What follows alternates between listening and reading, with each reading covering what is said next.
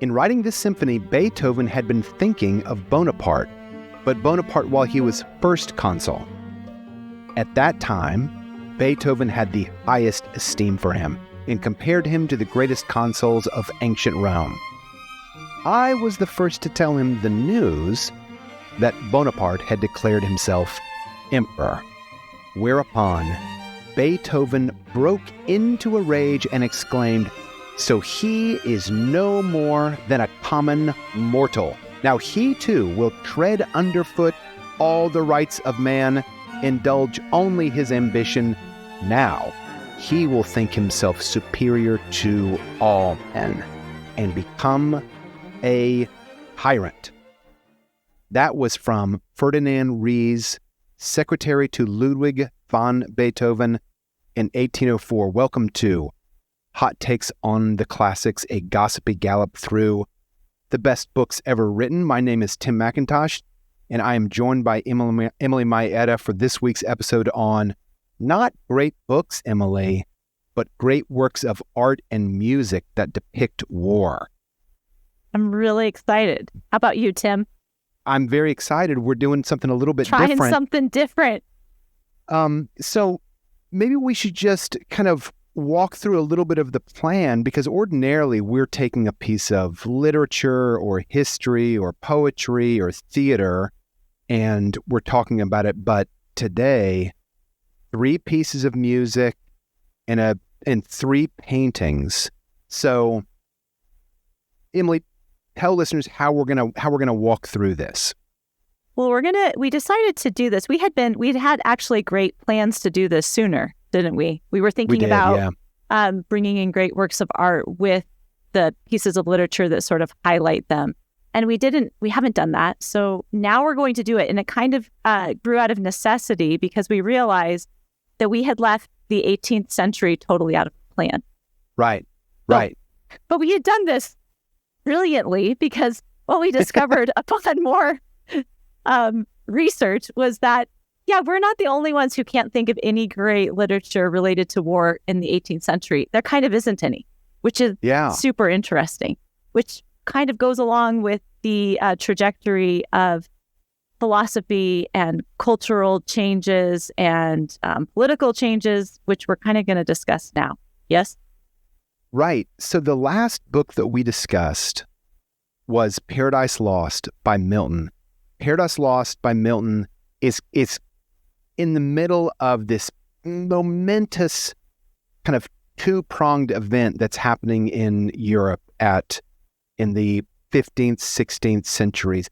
And those 2 prongs are the Renaissance and the Reformation. The Renaissance and the Reformation are kind of the end of the medieval world. The Renaissance starts in the 1300s as an artistic movement. It's a rebirth of learning and artistic vibrancy. In Italy, it's led by painters and sculptors. In England, it's led by writers and musicians. Shakespeare was considered part of the English Renaissance. And paired with that is the Reformation, the famous moment that launches the Reformation. And in it, you should hear reform the Catholic Church. The moment is a man named Martin Luther post to the door of his church a kind of opportunity for debate.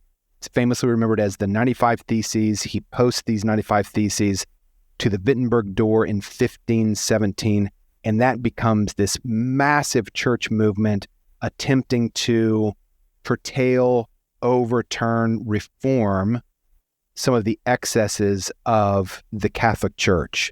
And so, hold on. Yeah. 2 things. First of all, and when you're talking about all that, yes, you're right. I agree with you. But then there's also a part of me that always bristles at, and we're doing it for our listeners to give big, general, broad strokes. But one of the troubles with talking about history and sort of these big, broad, general strokes is the fact that the Reformation didn't really start on 1517. That's kind of when we get it, right? But these things are growing and changing and overlapping, and one thing leads to one.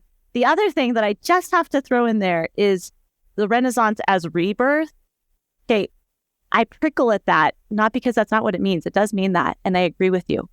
But also, it does make this sense, and I grew up with this sense, it's kind of a dominating sense, that the Middle Ages, Dark Ages, all of a sudden the lights come on, and we get this great growth and all of these things, right? But in fact, we see like there's so much overlap and so much growth. It's a return to particularly Greek sources, but it's not like, oh hey, we didn't know anything and now we know things, right? Which is kind of like the shorthand how it's done. So, right, putting that back in. You want to highlight that there's kind of a common misunderstanding that the medieval world was backward, a period of darkness and backwards. Yeah. And I do think there are periods in the medieval world there was kind of like a lack of learning. There was kind of like stifled economic situation. Mm-hmm. But you're on the side of, let's not make the medieval world this kind of knuckle-walking, backwards-looking time of religious captivity, because it was a lot more compelling than that. And Renaissance was a term that was kind of supplied by historians. Exactly. An attempt in some ways to say, it was a break. The Dark Ages. Yeah, it was the a break. Dark Ages was so backwards, right? Yeah, I want to see more continuity rather than sort of shift, like a 180-degree shift, right? So more continuity, because all of these things are overlapping. Because we did Paradise Lost, that 1660s, right? So that's sort of the tail end of the Renaissance coming into the Enlightenment. But even then, we saw that Milton had a whole universe that was the old universe, the old way of seeing it, that he had really thought about, and still it actually really worked. Do you know? So it wasn't. Yeah. It wasn't dark. It was the period of change. And so we're coming now to the period of the outgrowth of all that change, which is the 18th century. Sorry. That's really important to highlight is that this is kind of part. I remember the first time I heard this, it was shocking to me. We are so used to thinking in terms of nations or nation states. Yeah. But previous to 17 and 1800s, there's not much of a conception of a nation state, meaning a body of land that typically shares a language, not always, but typically shares a language, and more importantly, shares one ruling body, and in many cases, eventually, one constitutional statement of law that applies to all peoples within that body. That is a relatively, in world history, recent Very event. recent. Yeah, and the other thing that it grows out of as well is the abstract concept of the map, right? These are mapped lines, and we're thinking of it particularly in the Treaty of Westphalia in 1648. It's map lines that are now determining rule and sovereignty rather than feudal obligation, right? Because you might be a prince in Spain, and in fact, this was how it was. You may be a king in Spain, and you have lands that you're over in the Netherlands, which you're not attached to by land at all, right? They're way far away from you, but they owe you feudal obligation. Like, middle of the 17th and into the 18th century, they're redrawing lines based on geographical location, which is really different. It hadn't been that way.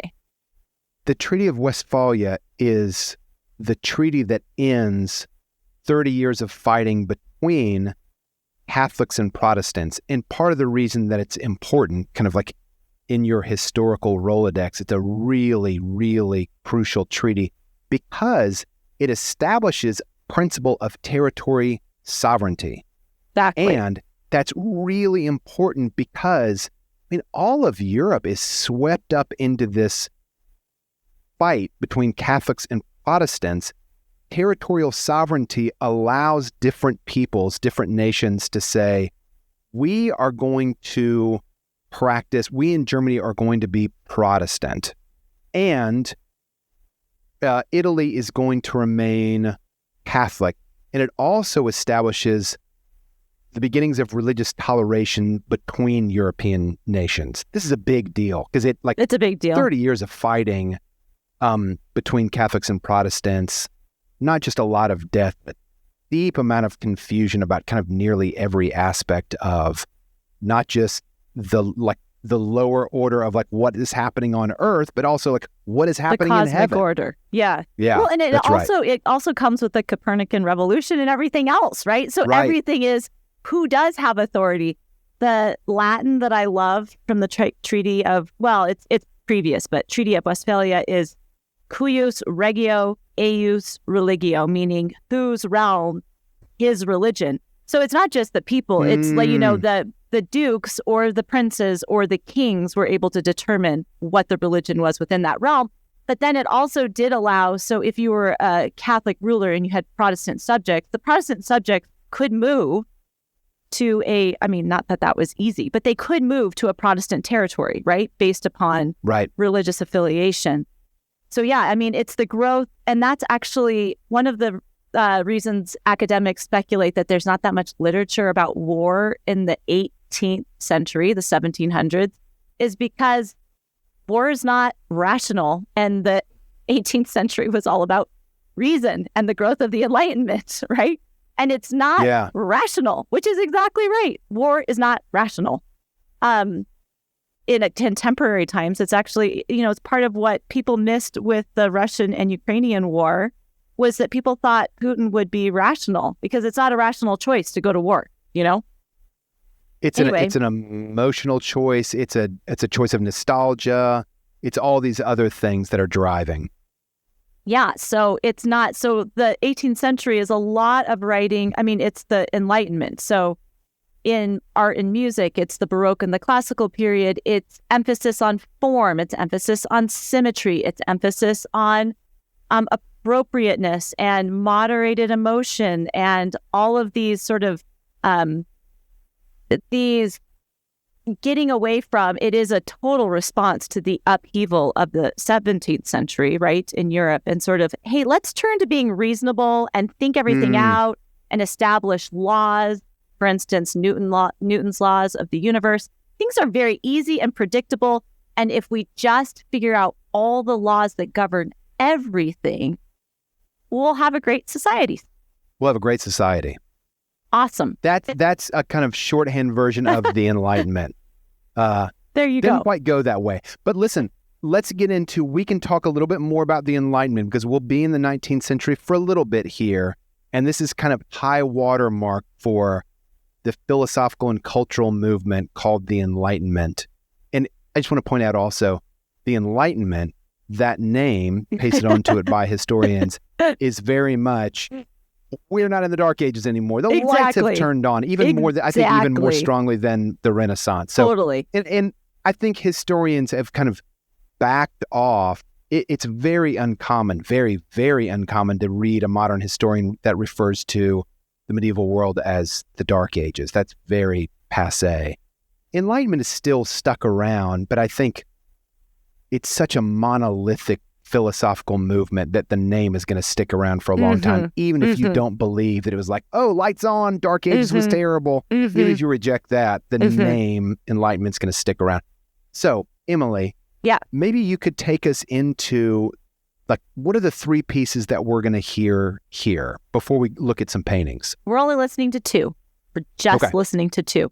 But we're going to listen to a piece of music that we think highlights some depictions of war, and then we're going to look at two paintings that kind of go with that piece of music. So Tim started our episode with Beethoven, and Beethoven is such a great transitional figure from, he embodies so many of the values of the Enlightenment. He has so much hope in the potential of man.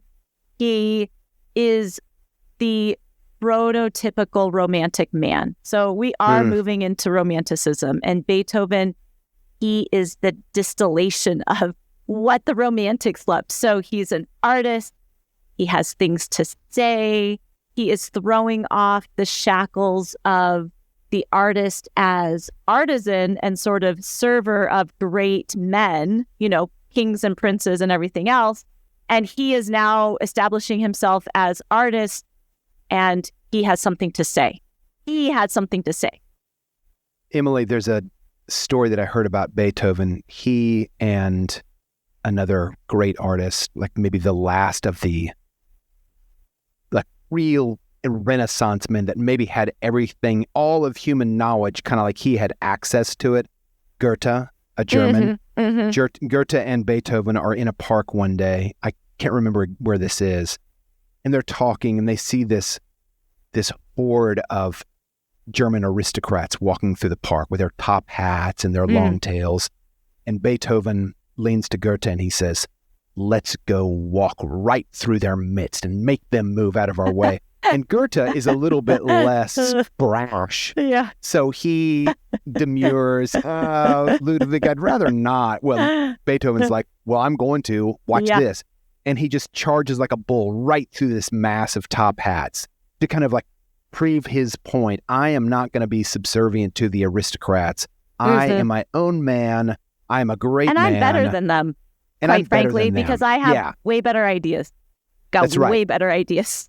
That's so, right. Beethoven, he is the picture also of the young revolutionary. So he's born in 1770, a few years before the American Revolution. He is very taken with the ideas of the French Revolution, with the American Revolution. He sees this growth in liberal democracy. He really believes liberal democracy is the way of the future. And he is in love with a titanic figure that we'll be talking a lot about in the next 2 episodes, Napoleon. He really sees Napoleon as the embodiment of all these things that have been promised. The enlightened ruler, he makes possible shared values, shared rights, and Beethoven sees Napoleon putting to end the chaos of the French Revolution as like the hope for Europe. So he is writing his 3rd symphony, and he decides he's going to dedicate it to Napoleon because Napoleon is everything that Beethoven wants in a new ruler. And this is actually kind of crazy because he is Austrian, so he's part of the Austro-Hungarian Empire, and Napoleon quite clearly is French, and they're at war with one another very often. So it's a little bit radical of Beethoven to even like Napoleon because he is French. Surely he got in trouble with his patrons. His patrons. But, as your little story shows, he doesn't care that much. Like, he does want to eat. He does want to eat. But, like, aside from that, he doesn't care too much. Yes. The next book that we'll discuss, Emily, is War and Peace by Leo Tolstoy. And it's about the Napoleonic invasion of Russia.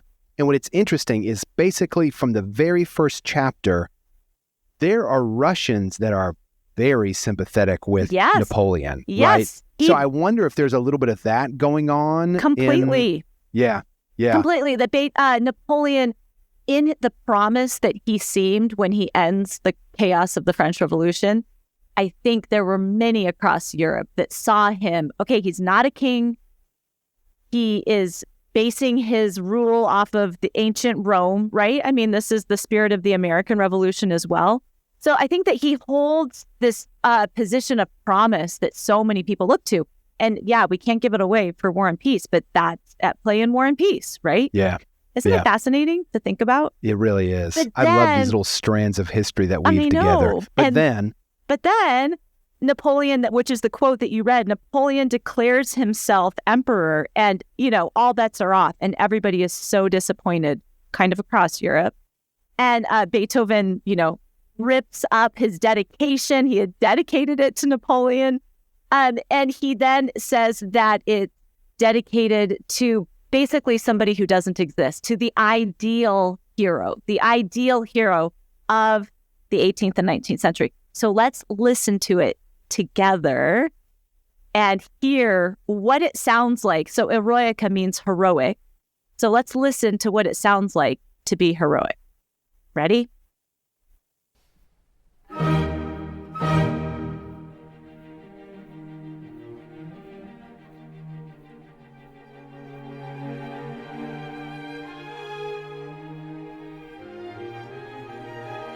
Okay, Tim, what do you hear?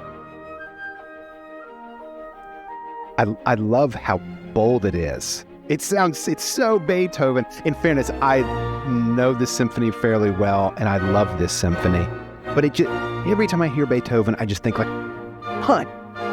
He just We're so... hearing it. Punch. Yeah. Okay, this is the best part.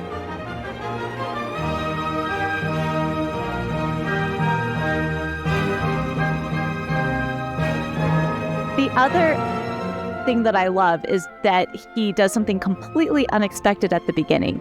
He gives the cellos the melody. So you hear this rousing call, but you feel it right in your chest, right where you're most stirred, you know? Oh, yeah. And then the higher strings the get it. melody would be taken by the violins. Is that correct? Exactly. Yeah. And so the effect of that is the cello is a bigger, bassier, I'm talking out of complete musical ignorance. It's a big, deeper, bassier feeling. So instead of sounding like lightning, it sounds like thunder. Exactly. Yeah, so we won't listen to the whole thing. We'll just listen to that snippet right there at the beginning. But he begins with this motive. I'm going to sing it. I'm going to do the thing that classical musicians do that my husband always laughs at, which is D to D to D to D. Okay, so I'm going to sing it. And we're just going to, because we got to hear it. So it goes D da da da da da da da da D. And that note right there, that's a C sharp. And it's not part of the chord at all. And we make this turn right there. But what he starts out with is basically hunting horns or bugles. Think about taps. Oh. Dun, da, dun, dun, da, dun, yeah. dun, da, dun, right? Which it's a call to the hunting horn sound, which is, for whatever reason, deep within us, psychologically and culturally, it's the war bugle. Because it's a triad, right? It's just a triad. Dee, da, dee, da, dee, da, da, dee. But then he throws in that C sharp, which turns it all around and makes it grow into something new, right? So, Eroica, heroic, this is originally a kind of tribute to Napoleon. And Napoleon is, more than anything, a general, a conquering general. And so the music is kind of a call to arms, it sounds like. Is that overstated? Well, I mean, but this is before Napoleon really becomes the general that he becomes, because when he does end the French Revolution, it's like he uses his strength to maybe more in the spirit. I mean, I think this is what everybody wanted, more in the spirit of Cincinnatus than Julius Caesar, right? But then he doesn't stop. So in heroic, I think Beethoven sees it as the true embodiment of what it means to be heroic. So brave and moving forward, but not using that power to sort of take away the rights of others, right? Because Napoleon is supposed to be the one who protects the rights of men, which is what Beethoven says in that quote. Now he's just going to be like everybody else. Now he's just going to trample like a tyrant. But it is, in the best sense, what Beethoven loved about Napoleon at the beginning was the hero who doesn't become the tyrant. But it doesn't play out that way. So the second movement, which we won't listen to, but you should go listen to yourselves, is a funeral march. And it's been used since Beethoven wrote it, at many famous funerals. So that's interesting. And then the last movement, again, sort of brings it all together and is rousing and exciting. But Beethoven, coming out of this classical period, which emphasizes form and balance and symmetry, he kind of blew it up with this symphony. So this symphony is twice as long as most other symphonies had ever been. Emily, I want to tell a story about my dad who loved classical music, fell in love with it kind of early in his life. Everybody else is listening to the Beatles. He's listening to Beethoven, and he loved Beethoven.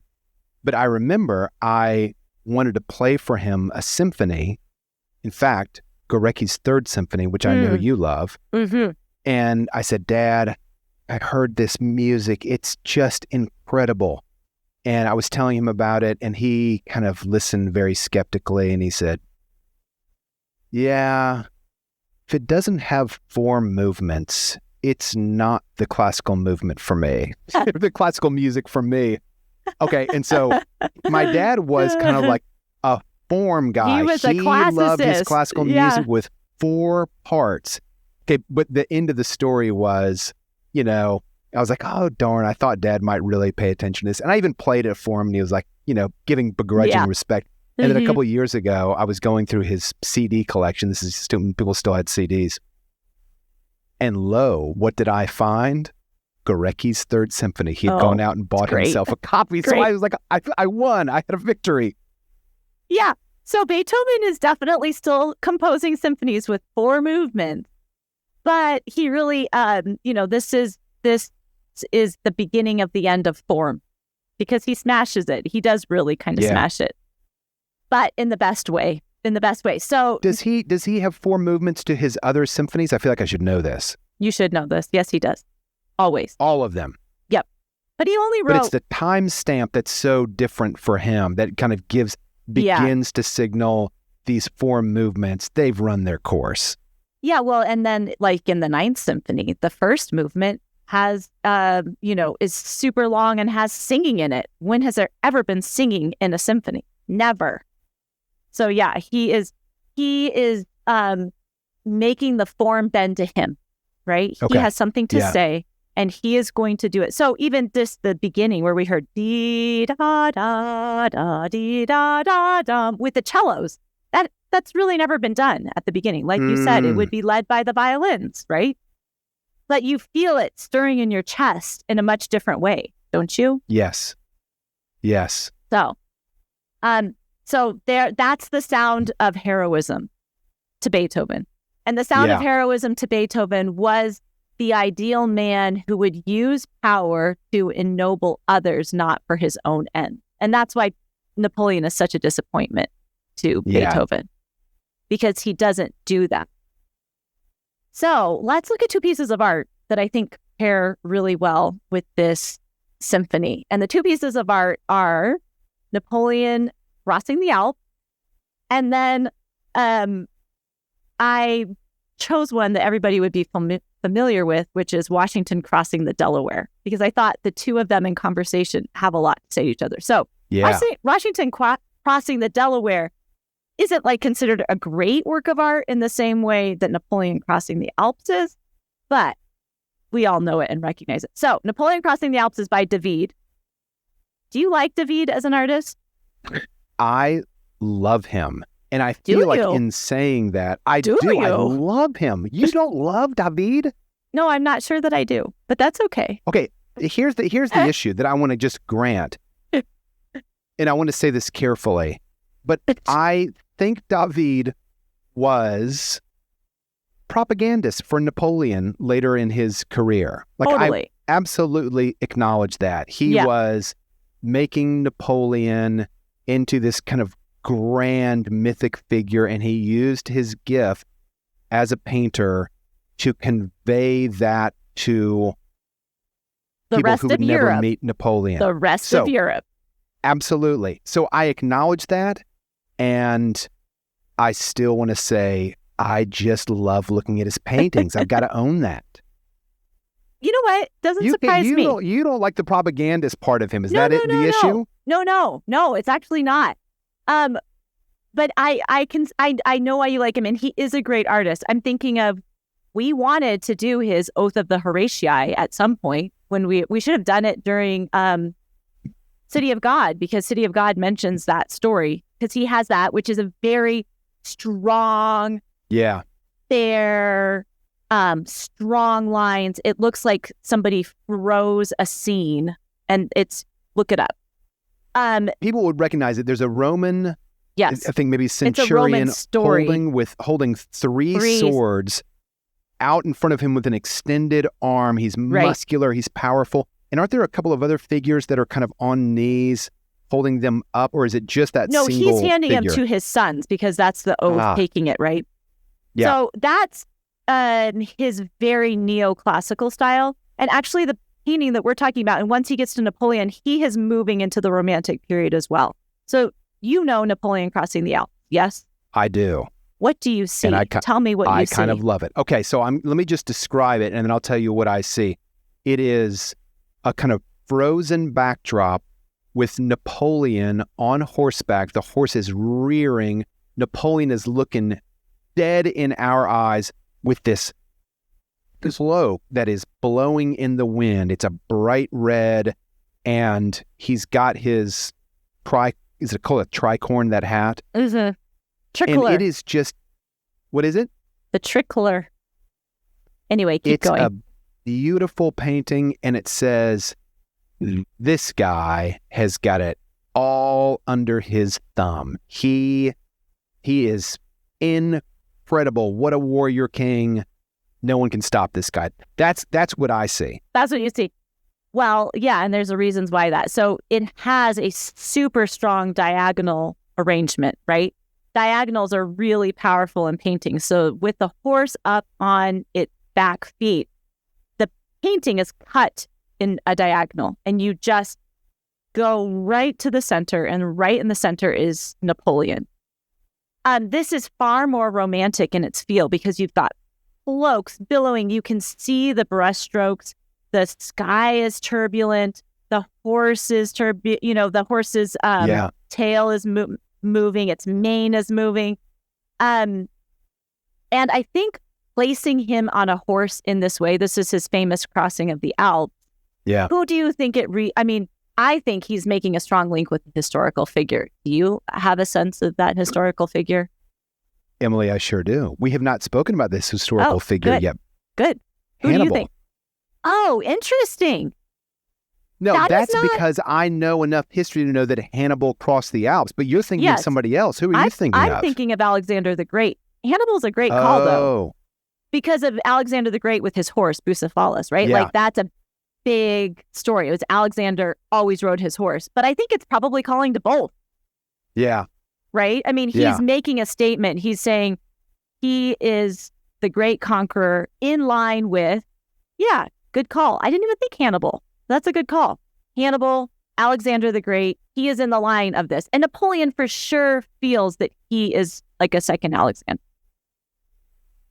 I just want to say, for people who may know the name Hannibal but don't really know his place in history, he was the great thorn in the side to the Romans, and he was top, like Mount Rushmore general of all time. He was incredible. He was and brilliant. One of his incredible feats was no one in Rome believed that they would be attacked from the Alps side of the peninsula because they were uncrossable. So it was believed. Yes. But Hannibal took his army across the Alps with elephants. With elephants. He lost a lot of men, but he surprised the Roman army and did massive damage because of this bold and daring move. Yes. Because it was really the only way to break the stalemate because these two great armies. So anyhow, and here's Napoleon doing the Alps, same. Doing the same. Yeah, that's a good call in Hannibal. I was thinking Alexander, particularly because of the horse and because of Napoleon's fascination and obsession with him as well. So there we have the great hero. This is the hero whom Beethoven hates, right? He hates this because this is the sign of Napoleon becoming a tyrant, just like every other great man in history. Yeah. So then the painting paired with this is Washington crossing the Delaware, which I think shares a lot with Napoleon crossing the Alps, but differs in striking ways. So, Tim, tell me what you see. It's hard for me to not see, like American, I'm using the word propaganda too much, but this is so indelibly imprinted on my mind as kind of like the high moment of the American Revolution. So proud General Washington at the front of his boat.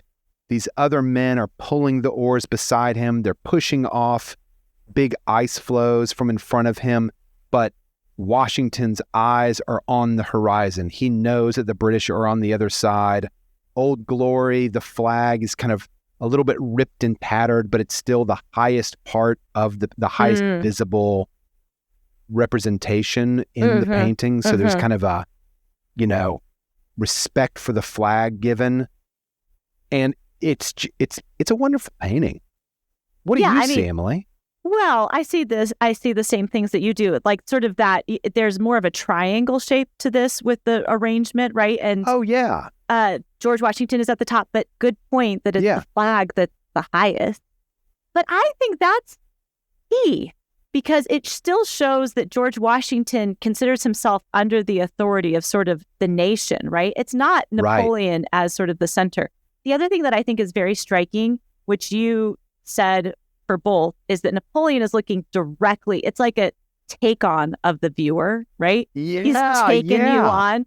And George Washington, there's like a deference about him. He's looking out to the horizon. You feel sort of like this selflessness that is not present with Napoleon. The other thing that you have with George Washington is you have all the men around him where it's just Napoleon. So you come away from David's picture with like, oh, it's just Napoleon that conquered everybody. No, it wasn't. It was Napoleon with a huge army. Here's a really funny thing too.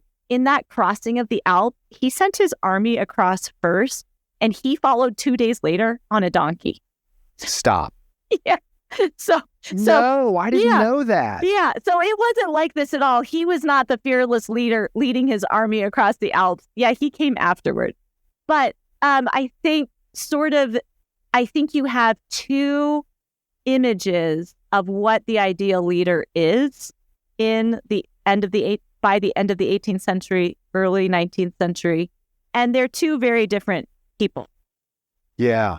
Aren't they? One of them, of course, is Napoleon, who we've been talking about, but the other is Napoleon as kind of Uberman, Superman, who is from the masses, but rises up from the masses to do great deeds. But I think of the other man as embodied by Washington in this picture as a man driven by duty. He might be great, but he subsumes his ego toward the task at hand, and he serves rationally, dutifully, the task set before him. Yeah, and Washington himself compared himself to Cincinnatus, the great dictator of ancient Rome, who laid aside his position to go back to farm, right? I mean, George Washington styled himself. The thing that's funny about it all is that Beethoven probably had no idea who George Washington was because, this was happening in the backwaters of the world. Right, this is a skirmish over the Atlantic Ocean. These are country bumpkins. But in many ways, George Washington was the ideal that Beethoven was searching, right? Oh, interesting. He was the heroic man that Beethoven was searching for. Emily. But that was a hot take. That wasn't my hot take. I've got a different hot take. That was a great hot take, though. But I got another one. Oh, I can't even believe it. If it's going to be better than that one, I'm ready to be blown away. So, should we go to our next piece? Yeah. Great. Okay. So our next piece, we are going to do something that everybody knows because everybody has heard it on the 4th of July, which is really funny that we've all heard it on the 4th of July, isn't it? And this is the Overture, the 1812 Overture. I have to tell you something really funny about it because Tchaikovsky actually really did not like this piece. He didn't? No. He was really mad that it was famous. Really? He was like, oh, well, I'll tell you why. Because there's a whole bunch of Russian folk songs in it. And then famously, there's the French national anthem. And so you've got these snippets of things that he didn't write. He just arranged them. And the snippets show them sort of war, right? Yeah. Like one on top of the other. But it's not something that he wrote. It's not his serious music. His serious music were his symphonies. And people just wanted him to always play or, conduct the 1812 Overture. And it really made him mad. Emily, I've got to break in. You know how much I love the band Radiohead. I do. I recently read the story. So their first hit was a song called Creep. it was huge. And Radiohead hated that song. Yeah. They hated it. And the only reason they recorded it apparently was because they needed to fill out the album. And Tom York, the lead singer, had written this song a long time ago. And they're like, let's go ahead and record that. And then but it's going to be trash. It's going to be trash. No one's going to listen to it.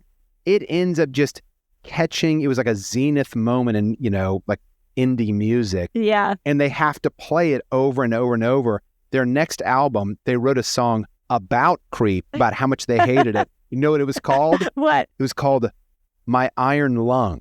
Oh my gosh. It kept them alive. Yes. Right? It made them as a band, but they hated it. It was like being strapped to a bed with a huge machine attached to you. So Tchaikovsky's 1812 Overture, maybe it's like his iron lung completely. In a way. It's a lesson to all artists, because this frequently happens in art, that the thing that you consider your best work, nobody else appreciates it. Yes. So with that said, let's listen to the 1812 Overture, and I will tell you some things that we're hearing. So at the very beginning, we're hearing a hymn from the Orthodox liturgy, and it's God Save Thy People. So fascinating with the 1812 Overture, because this is commemorating Napoleon's invasion of Russia. So to start with the hymn, God Save Thy People, we have a sense of why. So let's listen to it.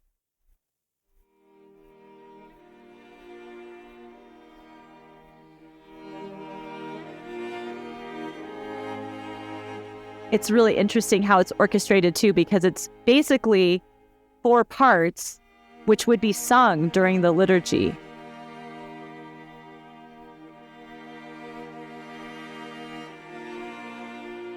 Four parts, 4 different instruments. Tell me what you mean.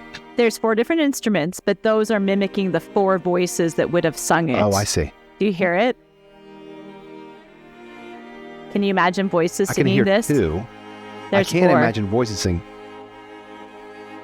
The inner ones are hard to hear. Okay, so that's what we start out with. Not so subtle of Tchaikovsky. God Save Thy People. Right. Then we are going to move forward, and he's going to quote around 350, if you're listening to this. He is going to quote something that he uses a lot, this horn motive, and it's actually the Russian national anthem, which is God Save the Tsar.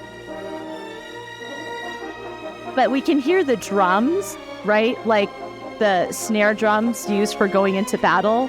The horns. Can you hear the horns doing that sort of triad sound again, like, battle horns?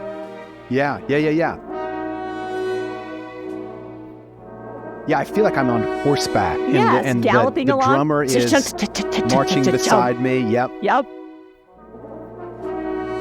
Okay, so now let's go forward to about 5:30. And at 5:30, we're going to get the entrance of the French. Do you know what's so interesting? Because this is the French national anthem that's being quoted, but Napoleon hated the Les Marseillaise. And it wasn't it wasn't the national anthem when he was the head of France. So it's really funny. This wouldn't have actually been played. So can you hear it? It almost sounds like the armies are at war. Can you hear it? Oh, now I hear those big drums in the back that sound like cannons. Yes. Napoleon started as a cannoneer. Did you know that? I did not. Dun, dun, ding, dun, dun. So, the arrival of the French in all of their grandeur. But of course, it doesn't go well for the French. So, if we move all ahead to around 12 minutes, we're actually going to get the cannon shots, which is why everybody always plays this on 4th of July. Not American at all. There they are. They're those cannons. What instrument is doing that, Emily? It sounds like cannons. In productions of it, they will sometimes bring actual cannons. They won't shoot them off with cannonballs, but they will do the cannon. And then goodness. we're going to get church bells, and we're going to have the return of God Save Thy People, the opening hymn that we heard at the beginning of the 1812 Overture. So get ready for the church bells to ring because it's so stirring. And it's sort of the culmination. I mean, he's told the story of the French invasion of Russia through this 15-minute piece, right? By using different snippets of Russian folk songs, bringing in the French. Okay, you hear it? There's the church bells. Oh, there they are. And that's the opening hymn. And it's as if Tchaikovsky is saying, yes, God saved his people. And the church bells are ringing because we have now been saved. That's really remarkable. So it starts in the Orthodox Church, God save his people, enter Napoleon, Upheaval. conflict, war, explosions. Yeah. And then Napoleon does not conquer Russia. God has preserved his people, and we hear the church bells. And we hear the church bells. I never, ever, ever would have heard that, Emily, if not for listening with you. Oh, yay. That makes me so happy. That's amazing. But you loved it anyway, right? I loved it. Anyway, I love it. Because it's so stirring. It really is. It's so stirring. So when was the 1812 Overture actually written? It's late 1800s. I want to say 1880. So far, far into the future. And Tchaikovsky was a Russian. And he's Russian. Very definitely Russian. Yep. Yeah. Yeah. Do you like him? Do you like his music? Oh, I do. I love Tchaikovsky. Yeah, I mean, everybody loves. Who doesn't love Tchaikovsky? I love him. Okay. Yeah. The I love him. Nutcracker. It's just about time for the Nutcracker. Now, if you play the Nutcracker every year, you really do hate it. But that's just because it's like free for the Radiohead. Right. Yeah. Right. Yeah. Yeah. So, the old chestnut, the Nutcracker. Yeah. Play it again. Yeah. Play it again. Yes, I do. I love, too, that Tchaikovsky, I mean, this is part of what we're talking about is the growth of the nation state. So Tchaikovsky really has that sense that the Russian authors have as well, that there's a Russian soul, right? There's a Russian soul. Tolstoy has that sense, too. And he quotes from Russian folk songs. He's very influenced by the Russian Orthodox liturgy. And you hear that in different ways that permeates his music. So I do. I love that. I love the growth of folk songs that are incorporated into high art music that happens in the 19th century.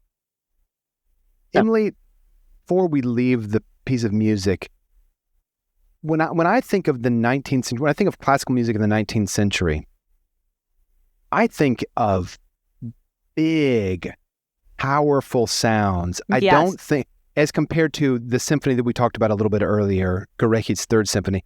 Goreki's Third Symphony is there are climactic moments that have great volume, but it's so delicate. I mean, and it is a symphony of mourning, so that might be part of the reason.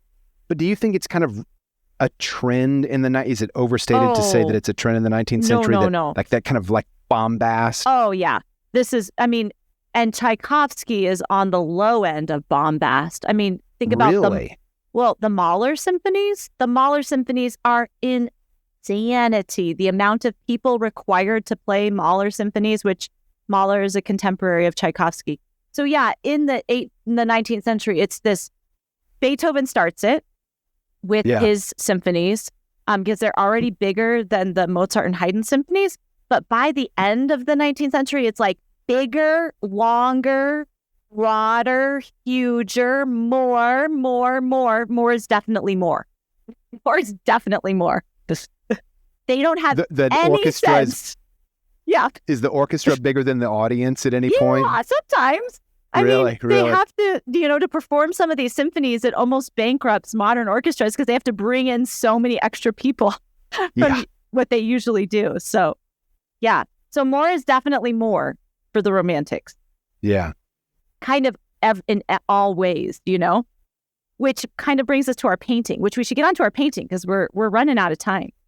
Yeah, we are. So the painting that I picked was the Battle of Borodino. It's sometimes also listed as the Battle of Moscow, which once again, it's not a great painting in the sense of it's known for its high artistic value, but it is a capturing of the craziness of the Battle of Borodino, which happens right before Moscow is burned, when Napoleon appears to have won, but at what cost, right? So this is the beginning of the end. So the French ostensibly win it. But I think that 100,000 troops die in the battle. I mean, I think we're going to talk about this later as well, but Napoleon enters Russia. We'll talk about it during War and Peace for sure. But can I say it now? Or am I going to steal your thunder? No, not at all. Because this is so crazy. When I teach this, it's the mouths of my students are always agape.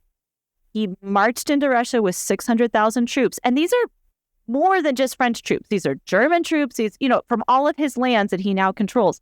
And he marches out with 100,000. And even less, more die along the way. So 500,000 deaths. That is ridiculous. Incredible.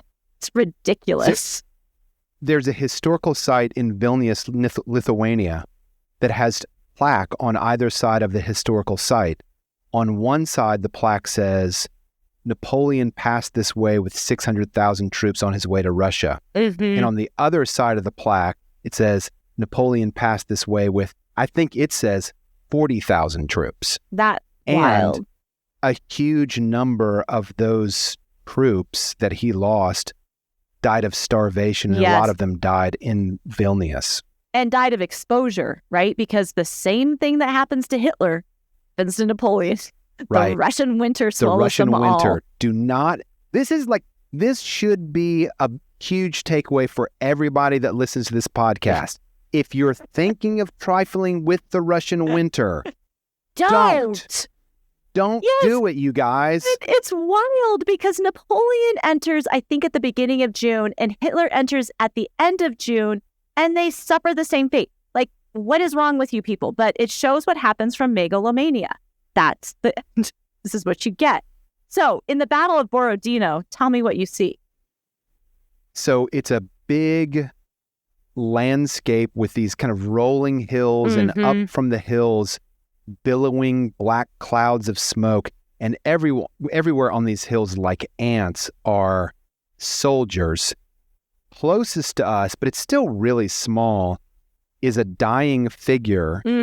And he's being supported by his, looks Doctor. like troops. But I don't know who that dying figure is. And it looks like that dying figure is being tended to by an aristocrat with a gray wig. It's a doctor. It's a doctor. So do you know who the dying figure is?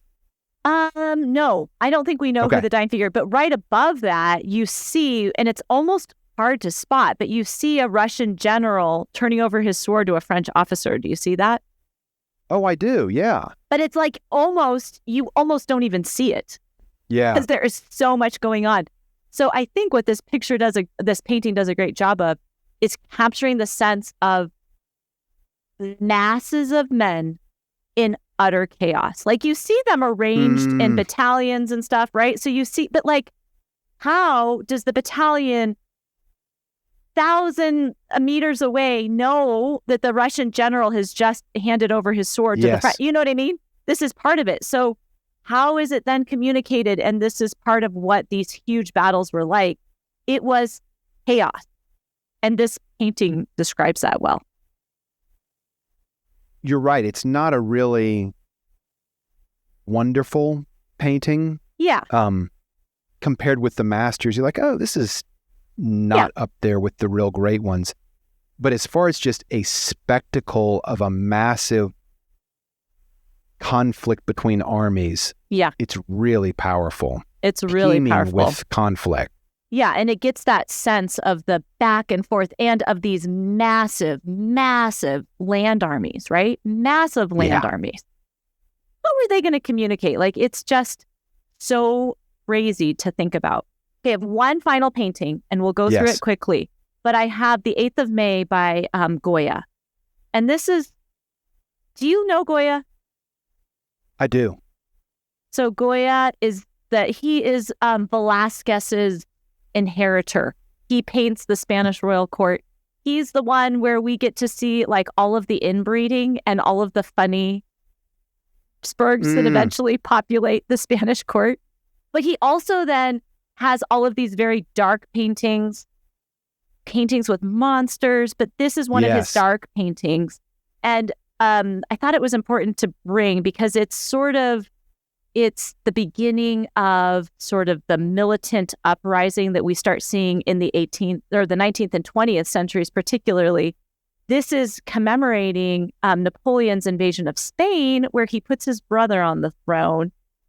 And what you see, well, tell me what you see. So it's at night. There's a town distantly in the background, but the main action is dominated by one figure, a man standing with his arms raised as in surrender. He has a white shirt on, and he is about to be gunned down by several riflemen. And the riflemen's rifles are cutting almost exactly across the horizon, right to left. And so to me, it's this defenseless, he looks like he's a peasant, this defenseless peasant, and he's about to just get gunned down by these well-armed, well-heeled soldiers. Yeah, and the soldiers are French, and that's exactly what's happening. And underneath him, we see somebody lying dead with blood everywhere, right? Yeah. When you just glance at the painting, I mean, your eye goes immediately to the man because of his white. It almost has, I think the white and gold, I think there is a sense of sort of holiness might be overstating it, but you know, if you think of like a religious purity. scene, yes, a purity around that man, and he has a face of terror, and then the French soldiers are just like you said, like coming towards you. I mean, you know what I mean? You feel them kind of coming out of the painting. You know what I mean by that? Like that diagonal, like it's like you're getting closer and closer to them. But I think it does a great, I mean, which is going to be something that's going to come up more and more, sort of the plight of the everyman, the plight of the downtrodden, plight of the masses. And this is capturing this well. And this is the reason that Beethoven really despised Napoleon, because then this is what Napoleon brings to all the rest of the countries of Europe when he goes on rampage across Europe, is he brings French rule and outside rule, right? This is not Spain running, Spanish people running Spain. These are French outsiders. And this is another point in the legacy. But I also think it does capture that sense of national identity, right? The Spaniards do not want to be run by the French. The age of the empire is starting to pass away. So this interesting dynamic between imperialism and nationalism, where imperialism is sort of fueled by national fervor. Napoleon goes out, spreads French government, French laws, the Napoleonic Code all across Europe. But then in the wake of that, these nation states, the people start rising up against it. And they say, no, we're Spanish and we want to be ruled by Spaniards. So this back and forth is going to be a major dynamic through the next 2 centuries. So Emily, I've been listening to, and I'm not going to dwell long on this, don't worry, it's a contemporary political point. A lot of people think that the recent election that we had, president, is in a lot of ways like a reaction to the NAFTA agreement from the 90s that was signed by Bill Clinton, that basically allowed free trade, of course, between U.S. and Canada, U.S. and Mexico. And there was this fear at the time that it would drastically reduce wages in the United States and drastically reduce our manufacturing output. And it sure seems like that has happened. And some people, this is not me, but some people see that as sort of a, like almost like the elites have made decisions that are deeply impacting us, and we commoners must kind of like bond together and like revolt against it. And just this is like one of the great things about reading the classics is you can hear echoes of past events that are not exactly yours. Not the same. They're different, but they are echoes. They sound kind of eerily similar. And I just wonder that revolt against empire, in a way, is starting to show itself again in modern American politics. Yeah, because you could look at NAFTA as sort of empirical, right? Or empire-like. Right. Okay, you ready for my hot take? I'm so ready. Okay. Here's my hot take. Liberal democracies have trouble with finding heroic figures to emulate without destroying the tenets of liberal democracy. How about that? Oh.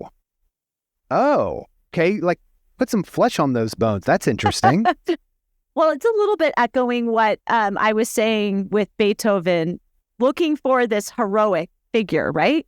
And part of the reason I'm saying that is that liberal democracies, they flourish sort of in the era of the Enlightenment, like reasonable people. We're going to create social contracts. We're going to have constitutions. We're going to be ruled by law. But in the 19th century, you get sort of pushback on that. And I guess the biggest person probably who pushes back on that is Nietzsche, who Charles Taylor says leads, okay, you ready? The counter-enlightenment in the imminent domain. So he says, look, we've done away with the hero. We need the great man. Everybody wants the great man. But it is hard to find that in liberal democracies because of what liberal democracies require of their leaders. And it's something that we're still struggling with today. Are we not? Liberal democracies, what they require of their leaders, like being all things to all people, is that one of the things you're thinking about? Well, and also being underneath the rule of law, right? They are not the Übermensch. They are not Napoleon. They are not the one who gets to make the laws because they are so much greater than everybody else. Yeah? They have to always lay aside themselves, which we would see that as a good thing. But that quest for the heroic is sometimes lacking within liberal democracy. It can get suffocated. I'm thinking of, and we can wrap up after this, Emily, that's a really interesting hot take.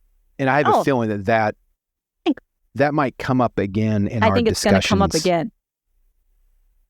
Alexis de Tocqueville, his book, Democracy in America, he makes a comment that in kind of more top-heavy political arrangements where you have a king, or you've got an oligarchy, or you've got a ruling aristocracy, the lower classes tend to want to be like the upper classes. They want like refinement, and they want more expensive things, and they want to maybe, hold on to some of to folk traditions, but they aspire to be like the upper classes. But in a democracy, says de Tocqueville, neighbors, where you have a huge middle class, neighbors look to neighbors as worthy of emulating. And I think of this story my friend Serena told me way back in the day.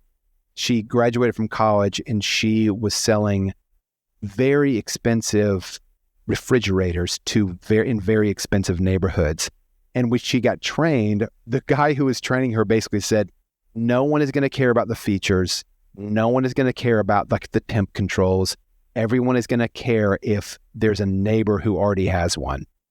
That's how you need to sell it. Right.